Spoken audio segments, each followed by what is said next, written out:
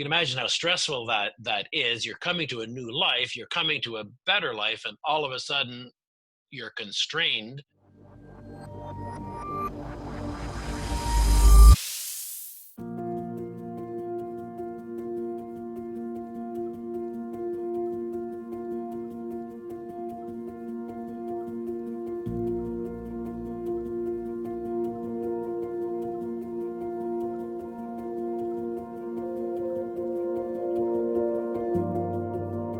It generally takes between 2 and 6, sometimes longer years before people actually arrive. And so, this is always ongoing. And so we had a number of arrivals planned for March, but we were worried that somehow their travel would be stopped or interrupted somehow.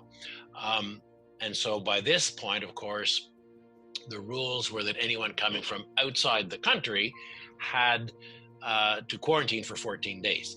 You can imagine how stressful that is. You're coming to a new life, you're coming to a better life, and all of a sudden you're constrained to be in this scary time, because if you start turning on the TV, who knows what you're listening to?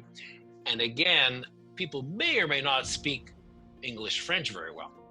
And so you're coming, and so there's these things happening, and even if you're listening to media, you may or may not understand what's happening. You don't even have a sense of what is Ottawa or what is Toronto. What's sadder are the people who were supposed to arrive on the 19th. Their travel plans were cut off. They did not get on an airplane, so they had planned to be leaving. They knew for a few weeks. So that you're getting rid of clothes, you're getting rid of furniture. I'm not even sure where they lived, but all of a sudden now you have to stay where you are. So that's very difficult for them. It's also difficult for the family members who were anxiously awaiting to greet them.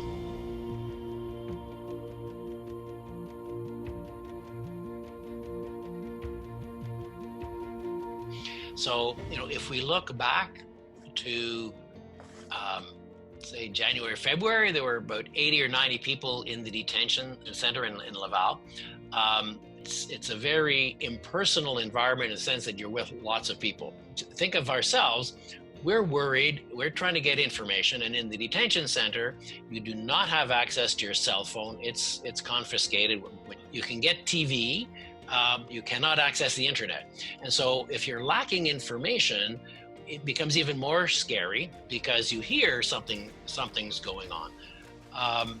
So at the present time, there are fewer than 20 people in the detention center. So the government has done some efforts of releasing people, but that's also partly because, as we know, the border is closed.